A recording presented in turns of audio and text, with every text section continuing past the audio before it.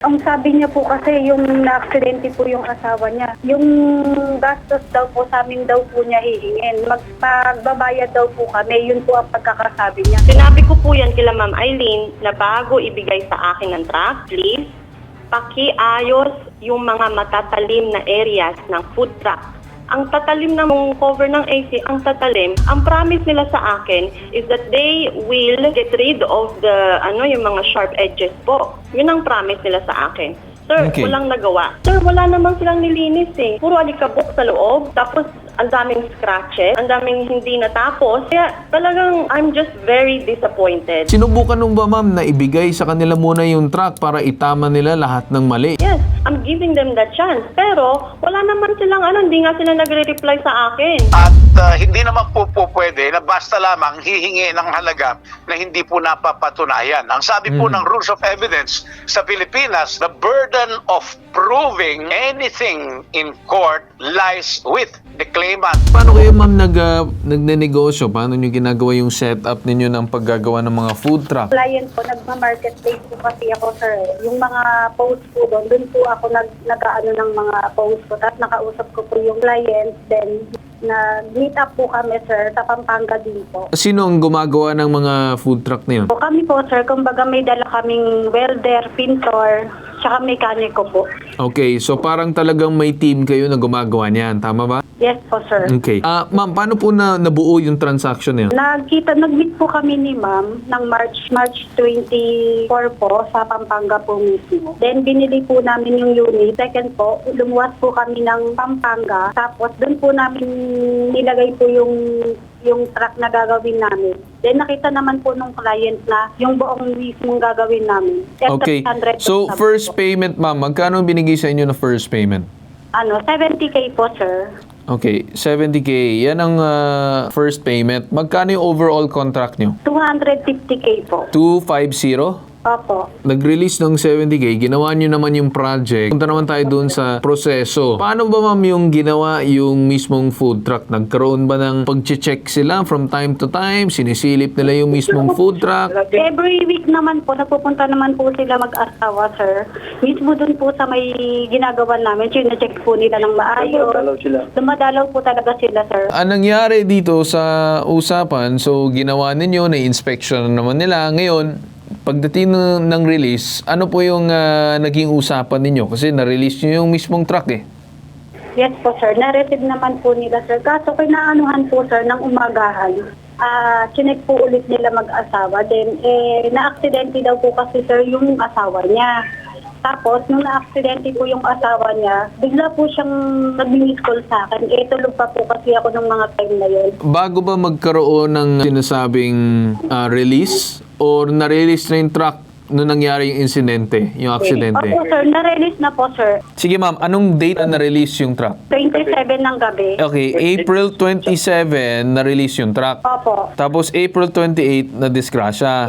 Opo, chinek po ulit nila, sir. Chinek po ulit nila. Tapos, nitsura nila, sir, yung mga maid lang po, sir, na sabi nila, backjob daw po namin yun. April 28 nangyari yung insidente. Ngayon, nakipag-usap ba sila ngayon na parang ibalik sa inyo yung truck para ayusin yung mga concerns nila na may papabago? Nag-react po agad siya na na-disgrasya. Tapos, ako daw po yung magbabayad ng pagpapagamot ng asawa niya. Tapos, may sinasabi din po siya na yung backjob daw po na hihingin niya sa amin, 60K daw po. Kailangan daw po namin magbayad ng 60K. Saan ang galing yung 60K? Sa back job daw po, sir. Sa back job. May binanggit ba na medical dun sa 60,000? Wala pa po, sir. Wala. So ano pa yung usapan dun sa paniningil niya umano sa inyo ng medical? Iba pa yon. Ang sabi niya po kasi yung na-aksidente po yung asawa niya. Yung gastos daw po sa amin daw po niya hihingin. Magbabayad daw po kami. Yun po ang pagkakasabi niya. Ang sabi ko po sa kanya, hindi po namin po aakuin yung disgrasya ng asawa niya kasi wala naman po kami dun, sir, na disgrasya yung asawa niya. Wala akong hinihingi na medical fees na kailangan nilang bayaran. Okay. Kasi yung nauntog yung asawa ko, nasugatan siya, Pero nurse ang asawa ko. So, ginamot na namin dito sa bahay. Okay. Hindi naman kasi siya seryoso. Ang sa akin, sinabi ko po yan kay Ma'am Eileen, just to prove na yung mga matatalim talaga na areas na sinabi ko na ayusin po nila bago ibigay sa akin, ay hindi po nila inayos. Yun po yung reason na sinabi, nagpadala ako ng picture sa kanya, ng asawa ko, yung sugat ng asawa kasi nauntog yung asawa ko, nasugatan siya doon sa may AC, yung cover po ng Yes, AC. yes. Yung may malapit sa may pinto. Opo, kasi matangkad yung asawa ko eh. Kasi he's a 6'2". Yung tangkad niya. Yung cover ng AC talagang aabot sa ulo niya. Ang natatawa na lang ako kasi ang sabi sa akin ni Ma'am Eileen, tataka siya kung bakit siya nauntog kasi daw mataas. It's not that high, sir. Tangkad ang asawa ko. Sinabi ko po yan kila Ma'am Eileen na bago ibigay sa akin ng truck, please, pakiayos yung mga matatalim na areas ng food truck. Ang tatalim ng cover ng AC, ang tatalim. Saka yung sa side din po ng mga pinto, yung mga gilid ng pinto, ang tatalim. Ang promise nila sa akin is that they will get rid of the, yung mga sharp edges po. Yun ang promise nila sa akin. Sir, Okay. walang nagawa. Ma'am, I do understand that, no? Unfortunate yung nangyaring aksidente sa asawa ninyo. Now, ma'am, gusto ko lang matanong, no? Ano yung naging usapan ninyo once nangyari yung insidente? After the said accident, paano mo ni-reach out? Sinabi nyo ba, ma'am, na ibabalik namin yung truck, pakiayos ito kasi natamaan yung asawa ko sa ulo. Meron bang ganong klaseng usapan? Meron po, may sinabi po ako, ma'am, nag-message po kami through Messenger. Sabi ko, Ma'am Eileen, yung mga pinapagawa ko, hindi po natapos, hindi po nagawa. Talagang low quality yung kanilang ma'am, wala yung mga sinabi ko sa inyo na ayusin tapos lilinisin kasi syempre before you bring back the food truck to a client, lilinisin niyo po muna. Sir, wala namang silang nilinis eh. Puro alikabok sa loob, tapos ang daming scratches, ang daming hindi natapos. Kaya talagang I'm just very disappointed in the quality of work that they put on the truck that we have paid. So, you did weekly inspections dun sa truck, tama po ba? Alam ko daw, sabi daw, within the process of making the truck, pabalik-balik daw kayo. Pabalik-balik kami, sir. Tapos, every time na pumupunta kami, sabi ko, syempre, I know na yung quality is not gonna be like amazing, like, Yes. na talagang top quality. I'm not expecting that. Pero, I'm expecting na pulido yung work. So, sinasabi namin yung mga concerns namin sa kanila, and all they always answer back to us is, opo, ma'am, opo, sir, ganito. Meron ba din kayong contract or any agreement or any release form that you signed with them? Release form, there is no release form. May contract kaming sinign on before yung food truck, before mag-start ng... Was the contract signed also by the working party aside sa inyo? No, there is not. It's just by me and by her. Do you have a copy, ma'am, of this said contract? I have a copy. At saka na-promise pa po siya sa akin ni Ma'am Eileen na ipapa-notaryo. Hindi pa niya po pinanotaryo. Gusto ko naman pag-uusapan itong issue na kung saan ay meron kayong sinisingil na 60,000 para dun sa back job dahil ipapagawa nyo sa labas. Yes po, kasi actually we wanted originally is 100,000 back. Pero I took in account yung kanilang situation financially. So, we brought it down to 60,000. Siyempre, I know they don't have a lot of money.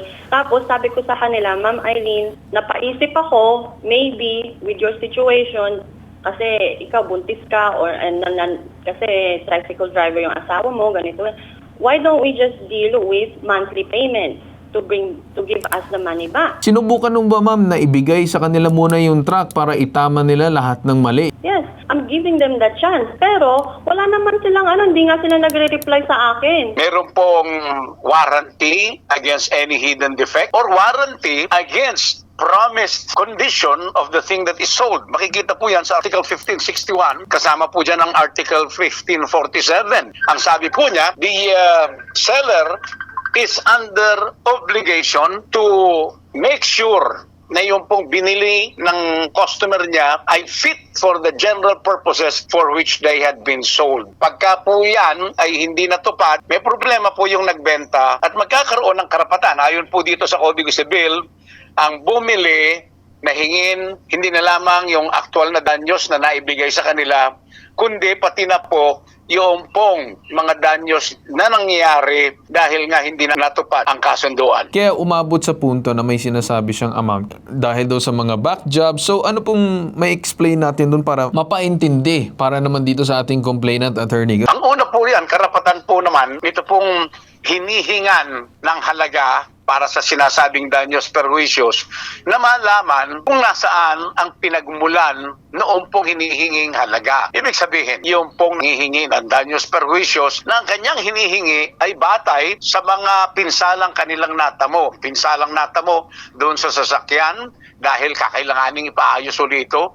Pinsalang natamo noong gumamit ng sasakyan yung pong asawa na matangkad at hindi naman po pwede na basta lamang hihingi ng halaga na hindi po napapatunayan. Ang sabi po ng Rules of Evidence sa Pilipinas, the burden of proving anything in court lies with the claimant or the complainant. Sinasuggest ko kanina na why not itong si said respondent natin, bigyan ng pagkakataon itong lumapit sa atin na ibalik muna sa kanila yung truck, parang ano yan, attorney, parang chance of redemption or chance na i-correct nila yung mga concerns. Or if sabihin ng gumawa na hindi nila kaya gawin or kaya ayusin due to certain concerns, then ano po yung pwedeng gawin naman, attorney, nitong ating nagpagawa? Napinsala yung asawa dahil sa depekto doon po sa sasakyang nabili. Kaya ibabalik para lang sa ganun, magkaroon po ng pagkakataong maisaayos yun. At kung sakali na naibalik pagkatapos hindi na ayos, diretso po ako doon sa hindi na ayos, magkakaroon na po ng karapatan yung pong naghahabol na mabayaran ng pinsala, danyos perjuicios, na talagang ituloy na yung paghahabol, maibalik yung pera na pinanggastos doon sa pagbili, ibalik yung pera na nagastos sa panggagamot noong pong nabiktima. Ganun po ang mangyayari. So, kung sakali naman, Ginoong Carl Tulfo, na naiayos ayon doon sa nauna nilang pagkakasundo, yung mga specifications, dahil po dito maliwanag na merong hiningi, ito pong bumili at pumayag, yung pong nagbenta, na gagawin niya ayon sa detalyadong paglalahad ng bumibili ng food truck. Wala na pong reklamo dapat dyan si nakabili sapagkat naremedyohan yung pong pinanggagalingan ng perwisyo. Kaya lang magkaganon man, Ginoong Carl Tulfo, dahil meron na pong pinsalang natamo, mapapatunayang nagmula sa depekto ng sasakyan, hindi na po yung pagbabalik ng sasakyan na pinag-uusapan, kundi yun na lamang pong halaga na ginastos sa pagpapagamot. Pag hindi nila maitama, kailangan na nga muna nilang ibalik yung pera na pinambili at pagkatas nagastos sa danyos perjuicios. Ngayon, kung maitatama nila, ganun pa rin po hindi na sila magbabalik ng pera doon sa nagastos sa pambili ng sasakyan, pero yung pong nagastos noong pong nadanyos sa doktor, sa manggagamot, sa ospital, kailangan po nilang panagutan. Ma'am Gisela, no, you heard it from our attorney that you can bring the said truck doon sa kanila. Pwedeng ipagawa pa rin sa kanila, ipaayos sa kanila lahat ng concerns mo na within the said contract pa rin, walang additional na service or whatever. And now, if sakaling hindi pa rin nila magawa, then you can do your own action, ma'am. Yun naman ang ating pinapag-usapan ngayon. You heard it from the attorney para guided tayo sa steps. And at the same time, kung may mga amount na lumilitaw, kailangan po justified po yan. Pero ang sa akin, since sila ang gumawa niyan, dapat sila din ang magtama ng pagkakamali nila. Yes, agreed. Magbibigyan ko kayo ng pagkakataon mag-usap, pero ma'am, kung sakaling hindi ka pa rin satisfied at hindi pa rin naiayos yung dapat naiayos nila, then nasa kanila na yun, ma'am, at nasa inyo na kung anong gagawin yung susunod na hakbang. Naintindihan niyo, ma'am? Yes po. Aileen, ganito, I expect na makikipag-usap ka dito kay Ma'am Gisela. Yes po, sir. Okay, mag-usap kayo kung anong mga concerns niya, pag-usapan, mag-explain na maayos kung paano lahat. Kapag hindi masaya ang inyong customer, hindi siya satisfied, nasa inyo yan. Dapat pasayahin niyo yan.